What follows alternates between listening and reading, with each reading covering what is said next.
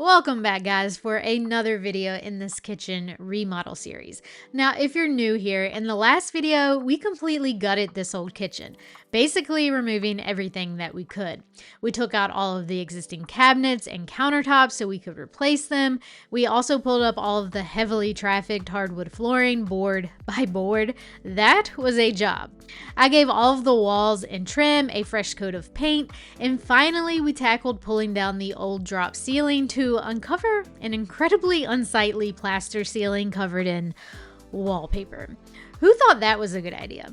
So in this video, we're gonna try our best to make this ugly ceiling look nice, and I think I have a pretty good solution. So let's get started.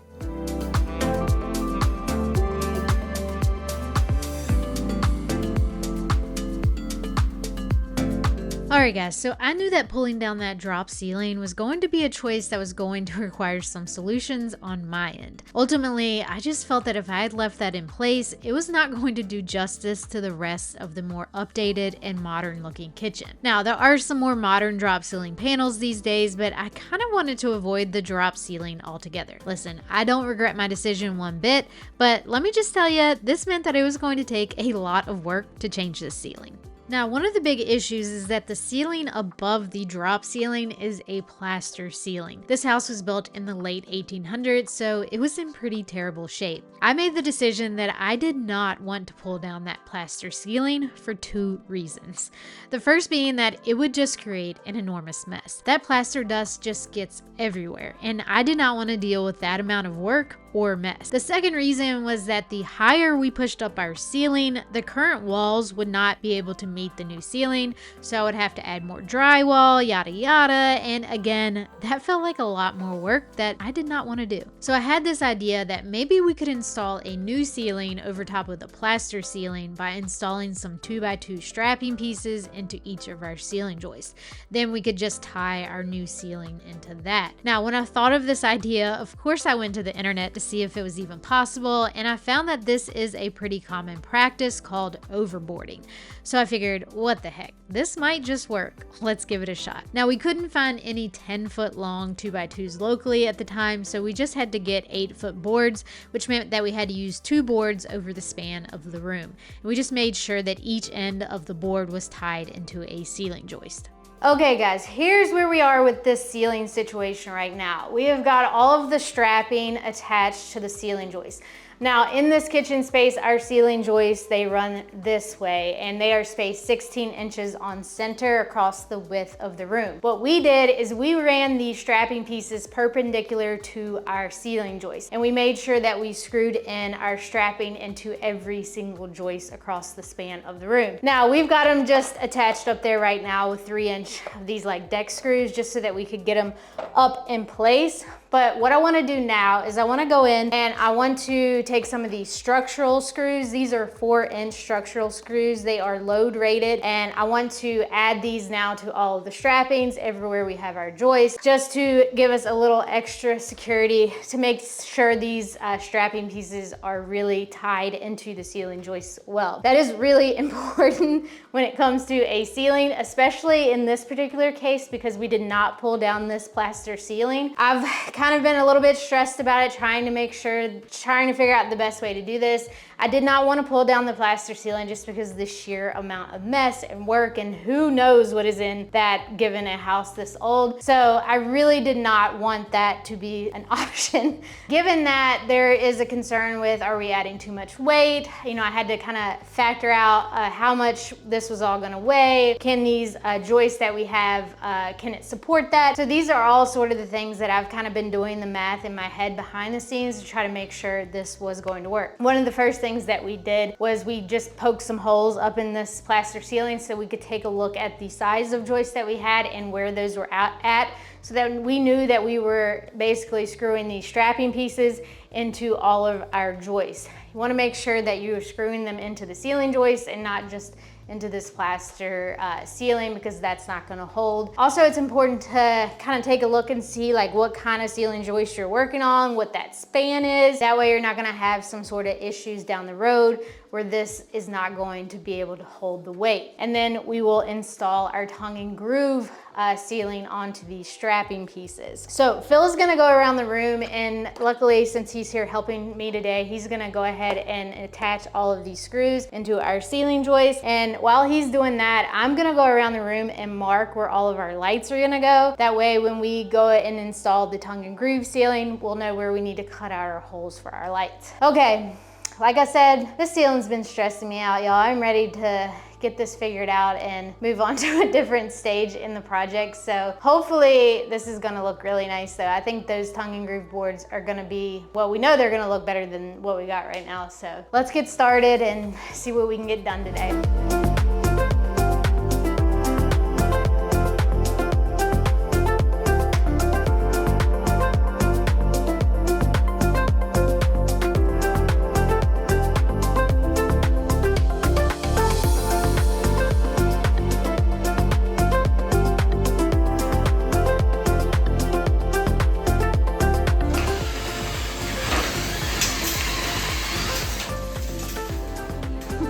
That's why we didn't want to take the plaster down.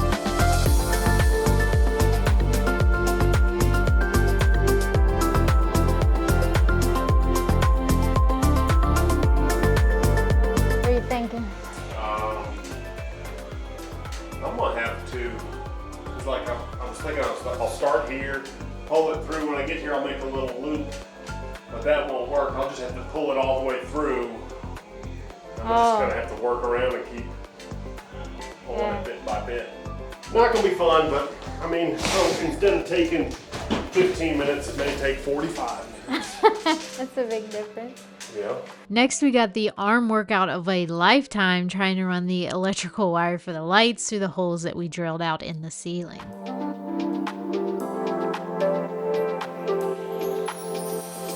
Are we doing this the right way? Because this is all going to be a lot of work threading it through. Yeah, I mean, it's got to be right. Just have to feed it through once and then get more slack in areas.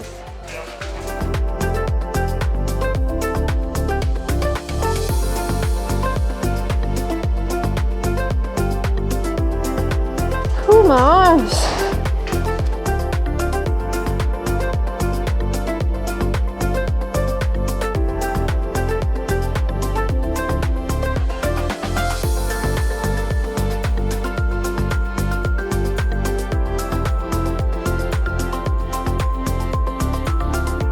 Once we had all the wire run through the ceiling, we left slack in the areas we would need to wire up our lights later.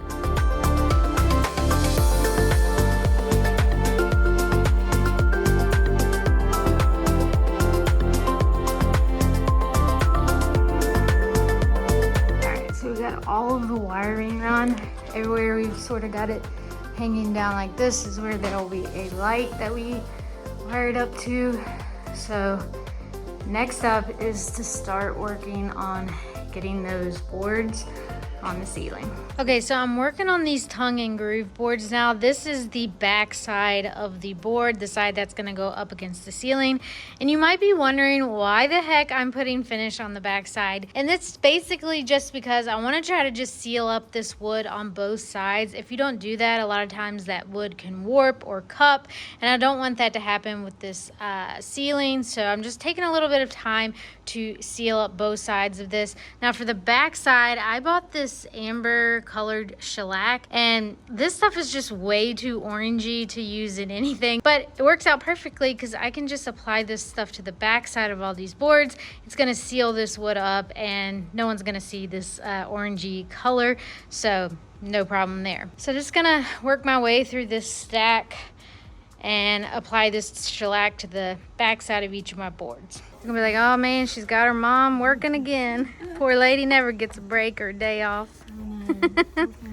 Even on Sunday. Got her working on a Sunday. That's bad. When you mean Labor Day, you mean Labor Day. Okay, show them what you're putting on there.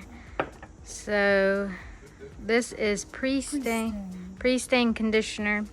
This is the front of the ceiling boards, so we're adding some of this pre-stain conditioner. That way when we apply the stain, it's a little more even.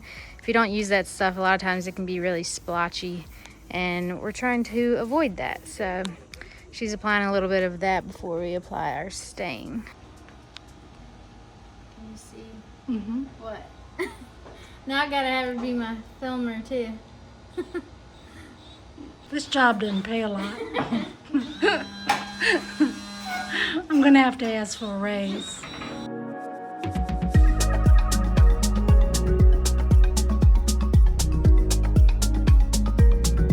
Got a couple more of these boards I need to finish staining. I've got that pre-stain already soaked in there. And that's dry. That should hopefully give me a nice even coat on here. I have done a couple where I didn't apply that and it's way too splotchy for my liking. So the pre-stain was definitely the move. I don't know if I mentioned it, but this is the antique walnut color in satin of this poly shades. Now this is a stain in poly in one step. Typically I probably would avoid that, but since this really only needs one coat, I'm really just trying to seal up this wood, give it a little bit of color. One step is good with me. Gosh, bugs everywhere. Get out of there, bug.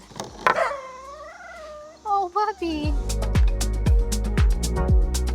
Today's a good day because I got the Rusty dog here helping me. These are always my favorite days. All right, let's give these boards a pop of color. Now, I like to just roll this stuff on and I just come behind once I'm done getting the color on there just to wipe away any marks left behind.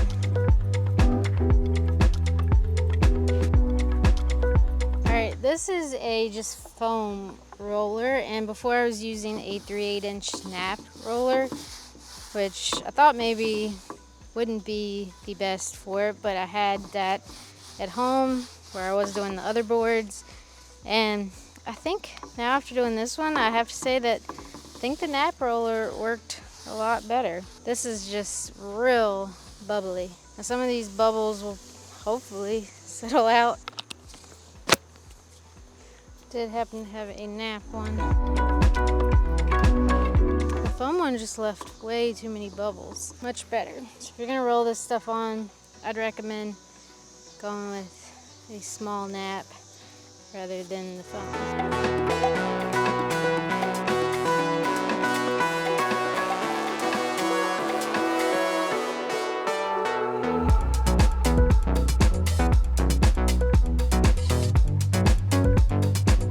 Alright guys, so the plan for today is to get these ceiling boards attached to these strapping pieces that we have here. Now this is going to be a two-person job because I don't have any sort of scaffolding set up in here, and so we're just going to have to sort of work off of ladders. So that means that I'm going to need Phil's help for this, and that means that I have to wait until he gets off work this evening until he can come and help me. But in the meantime, there's a couple things that I can do to kind of prep this install. The first being, I want to measure around the room and take measurements from each corner as well as probably the middle, and I want to just see how square this room is. That'll help me set up this first board here. Now we're going to start on this side of the room, so we really want to take the time and make sure that this first board that we set is straight because everything is sort of going to be working off of that first board. So we want to make sure that we get this one lined up really straight. That's why taking the measurements from both sides of the room can kind of tell us what we're working with. If we need to make any adjustments, we can do that. Now, it is really hard to measure across the room with a tape measure, and that's where this little tool comes in handy. This is going to be like the MVP of the day, I have a feeling. This is the Bosch Blaze laser measurer, and this is really nice because I can just turn it on here, can press it up against my wall, and it'll run a laser to the other part of the room. I can lock that in, and that tells me that that is 10 feet, 6 inches, and 11/16. So I can use this tool to get a good reading on this end of the room as well as that end of the room, and we want to try to be within 1/8 of an inch of one another. If we are, that's usually good because then everything should line up pretty square and we don't have like some wonky tapered piece on the end. That wouldn't look very good. So those are the types of things that I'm going to figure out now. That way when he's here, we can just cut the boards and work on getting these up on the ceiling and making the ceiling look a lot nicer than it does right now. Once my help arrived, we started tackling attaching our tongue and groove boards to the ceiling. Now we wanted to make sure that each of our boards landed on a strapping piece, that way we didn't have any pieces just floating. We also made sure that we randomized the seams where our boards butted up to one another so that we didn't have a line of butt joints. I feel like that just draws your eye in more, so we tried to keep it random. So I basically just created a pattern of 3 different rows that I would repeat as we got the boards attached. To attach the boards to the 2x2s, we first laid down some liquid nails adhesive, and then we locked our little tongue and groove sections together and fastened with brad nails. Now you can nail these into the tongue so that the nails aren't seen at all, but we decided to just face nail our boards so that we can make sure that they were attached really well. And honestly, you can't even see the little nail holes at all with the ceiling, so I didn't even bother filling them. Once we got to a row where we would be installing lights, we had to cut some holes in our boards. Now to do this, we started out using a 6 3/8 inch hole saw to cut through the wood. However, I'll admit that I forgot to buy the correct arbor to go with this big hole saw, so we tried to use one that we had, but it would just fall off every time. But we kept trying, and after catching one of my drills on fire and taking a hard blow to the chest, we decided it was time to just give up on the hole saw. From that point on, we just used a jigsaw to cut our hole out, since it didn't have to be perfect, since the light would basically cover up any imperfections.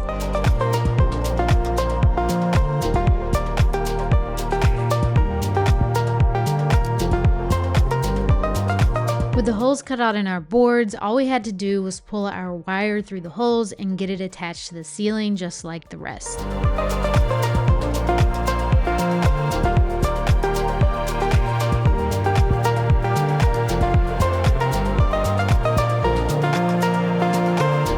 Alright guys, we're gonna call it for today. We got a lot of work done today. But it's getting dark on us and I can't see to cut any more boards outside. So we got 1, 2, 3, 4, 5 rows up on the ceiling. We got 1 row of lights installed. So I'm feeling pretty good about this progress. We'll be back at it tomorrow, and I think tomorrow we're gonna get this ceiling wrapped up. I'm out here cutting boards while he's in there putting some liquid nails on strapping pieces. First thing I'm doing is I'm squaring off my edge, because these edges oftentimes they're not square. So I'm just gonna go ahead and get that square. Now I've got a square edge that I can measure off of. We need 81 3/4 for this piece. Now unfortunately I couldn't batch cut these because I need them to all land on strapping pieces, and there's some slight variations there. That was just easier to go ahead and just measure individually, but we got a pretty good system down now. Phil measures and I go cut, and I bring back to him and he helps get it up on the ceiling. If it's a short piece, he can usually tackle it by himself. Some of these longer pieces, we do it together.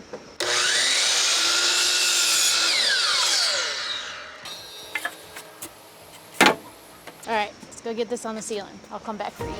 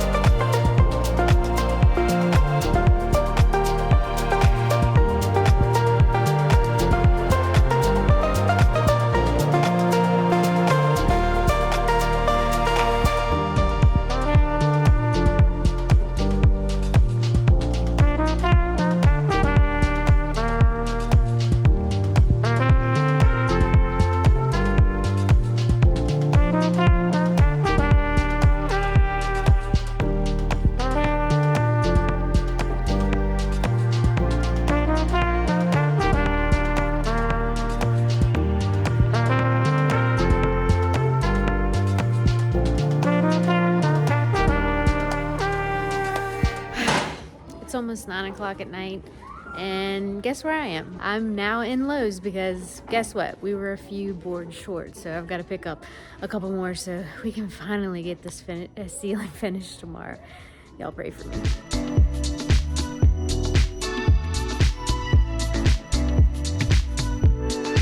You gotta be picky when you're picking out boards or else they're not gonna look good. And some of these tongues are broken, so I had to pick through quite a few, but I think I got what I need. Let's get out of here. All right, guys, I'm back at it today. I have a good feeling about today that we are actually going to get this ceiling wrapped up. Now, we couldn't finish last night because we actually ran out of boards, which I just kind of plugged in the amount of boards I would need based on the dimensions of the room. But what happened is because we had to land every piece on a strapping piece, that kind of meant that we couldn't cut our boards in the most efficient manner. So there was a bit more waste than I would have liked. So that meant that we were a few boards shy of finishing off this ceiling. That means that I have to wait for Phil to get off work so he can come help me finish up this ceiling. Also, shout out to him. There is no way in the world I could do this without him. This is definitely a two-person job, and he has literally put in so much work after his job every single day this week, helping me button up the ceiling. So thank you so much for that, Phil.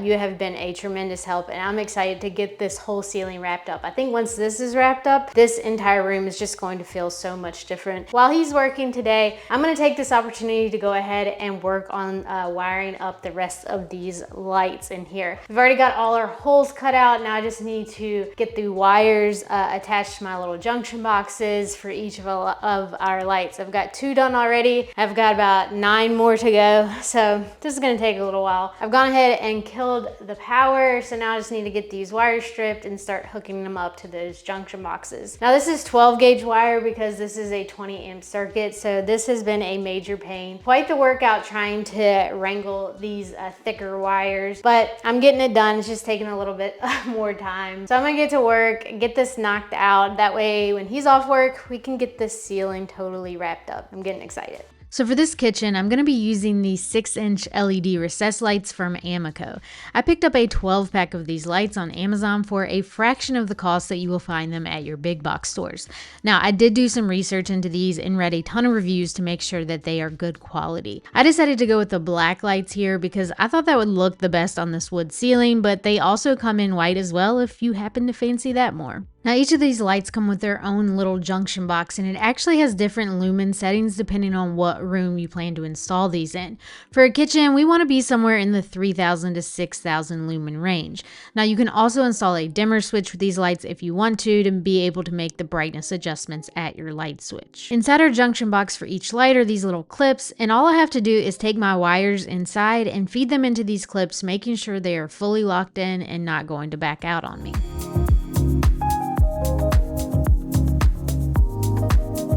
Once I do that, I knock out the little metal tabs on both sides of the box and I install these little plastic grommets. Now these are not included, but you can pick up a pack of these for just a couple of bucks. This keeps the wires that you feed through the box from getting cut on the sharp metal edges of the box.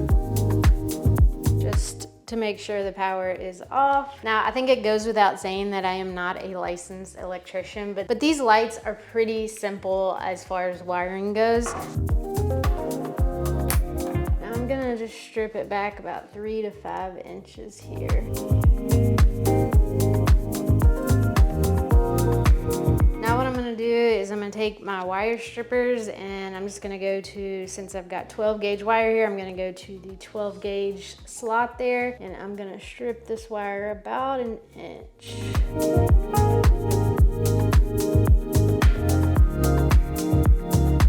Let me go grab my junction box now for the light. Got my little junction box here.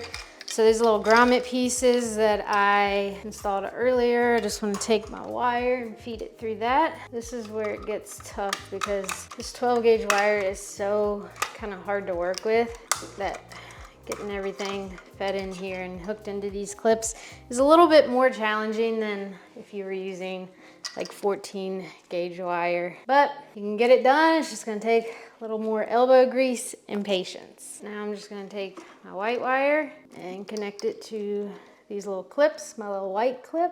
You want it to get all the way toward the back end of the clip there. We got it in though, so 1 down. Move on to our black. I found too that sometimes you just gotta straighten the wire out a little bit so it makes it a little easier to go into these flip pieces straight. They don't go in straight, sometimes they won't clip in all the way. You wanna make sure these things are in these little pieces all the way and aren't gonna back out on you. And sometimes it's a struggle. Sometimes you gotta fight it a little bit. There's not much leeway there. You really have to get it lined up perfect for it to go all the way in. Ooh, and it's gonna wear your arms out. The goal is to not be able to pull it out. I can't pull that out. Sometimes the other thing I do is if I'm struggling with one, move on to another one. Give that one a little time to get its act together and stop making my life miserable. And we'll come back to it.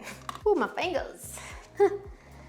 That one's all the way in, I just couldn't see it. So I've been fighting this thing and it was already all the way in. Oh no, I didn't just do that. I forgot to run it through the hole. My goodness. After I did all that work, let's see if I can pop these things out.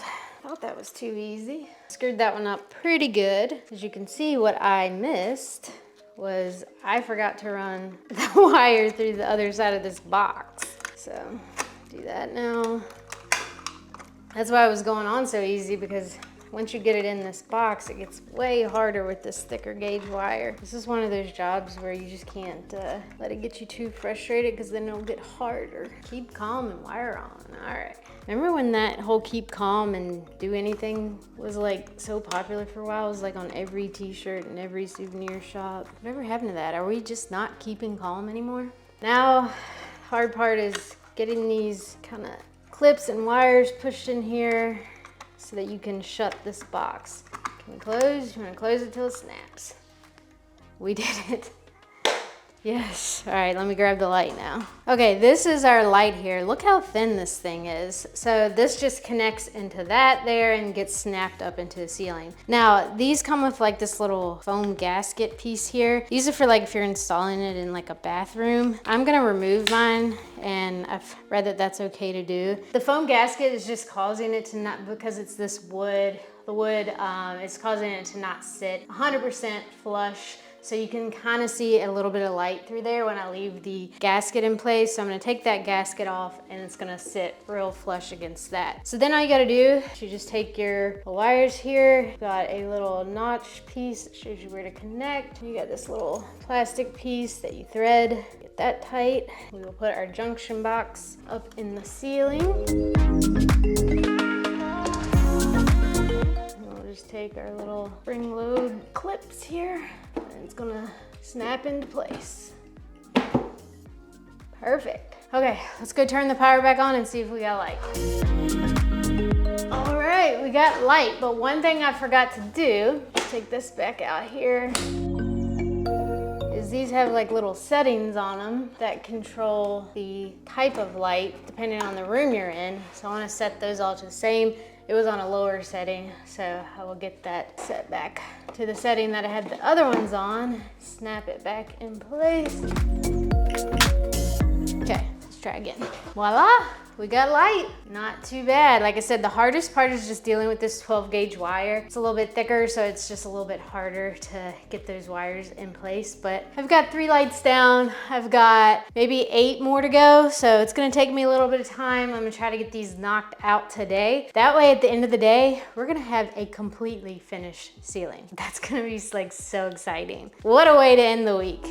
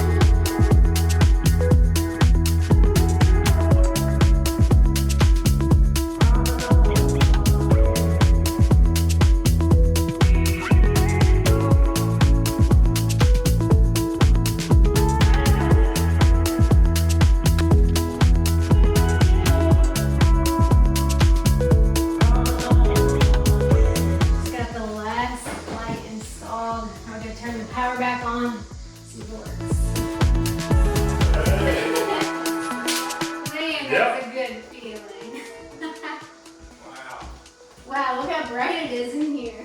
Yeah, you might have if you got your transitions. Holy guacamole, holy. Wow, congratulations. Congratulations. Ooh, what a job. But it feels good. That's a when nice, it's done. that's a nice ceiling, It's isn't it? beautiful. I mean, it makes it look like a new house. Yeah. You know? Yeah. And I'll put trim up around the edges. Probably wait and do that once we get the cabinets in, Yeah. so I'm gonna wear and need it. You In like fact, it? I love it. You know, I think it's awesome. when you look at it in a picture too, it's like already it doesn't look like the same. I hated that drop ceiling, but Yeah, drop ceilings just never look good. No. Even they've come out with newer ones, but I yeah. was like really wanting to avoid having the. So it just has not as much character. Oh, yeah. This screams character. This screams good. Alright guys, the ceiling is officially done. I am so happy with the way this turned out. I think it has so much character. These lights look really nice up there too. They're all working, which is a major plus. This was a major part of the remodel, and I'm so glad to have this done now and we can move on to something else. But man, that looks nice.